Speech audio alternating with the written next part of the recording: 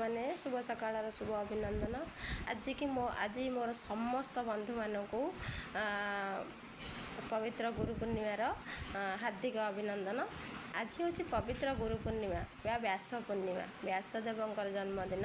तेणु आपण मैंने समस्ते गुरु ग्रहण करूँ। जदि गुरु ग्रहण न करें ताले आपण जेकोसी ठाकुर को गुरु भाव में ग्रहण करूँ। शिव कहतु कृष्ण कहतु जगन्नाथ को प्राय सब पाखक जातु। आपणकर सबकि समस्या समाधान हो। जदि किसी न पार्टी आप गीता को गुरु ज्ञान, गीता को गुरु बोली मागतु, गीता प्रतिदिन पठातु।